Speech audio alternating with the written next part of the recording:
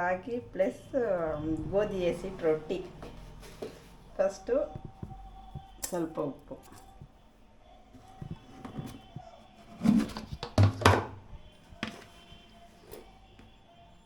ಒಂದು ಬೌಲು ರಾಗಿ ಹಿಟ್ಟು,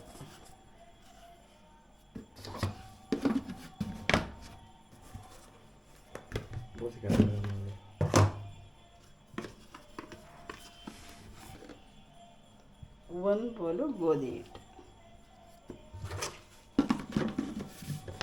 ಇದು ಎರಡನ್ನು ಹಾಕಿ ಮಿಕ್ಸ್ ಮಾಡಬೇಕು.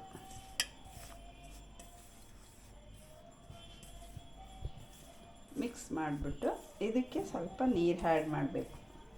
ಇದಕ್ಕೆ ಸ್ವಲ್ಪ ನೀರು ಹಾಕ್ಕೊಂಡು ನಾದ್ವಂಗೆ ಕಲಿಸ್ಬೇಕು.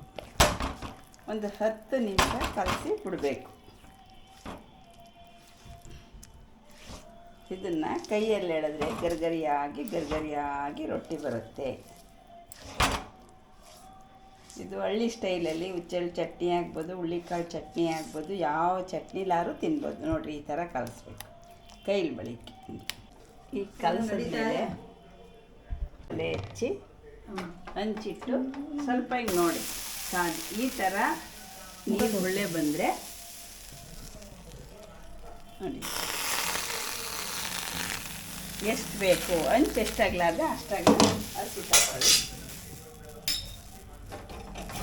ನೋಡಿ ಈ ಕಡೆ ಬಲಗಡೆಯಿಂದ ಈ ಥರ ಹಾಕ್ಕೊಳ್ಳಿ.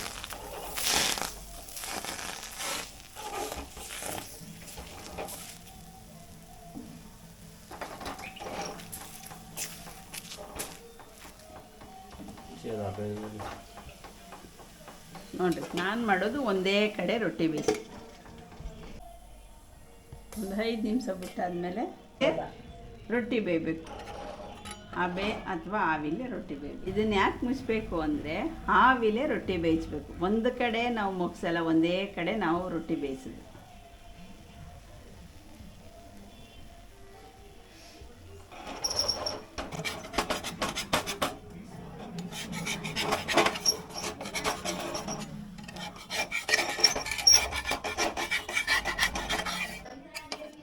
ನೋಡಿ ಹಿಂಗೆ ಗರಿಯಾದ ರೊಟ್ಟಿ ಬರುತ್ತೆ. ಇದು ಯಾವ ಥರ ಚಿಕನ್ ಚಾಪ್ಸು, ಮಾಂಸ ಸಾರು, ಹುಳ್ಳಿಕಾಳು ಚಟ್ನಿ,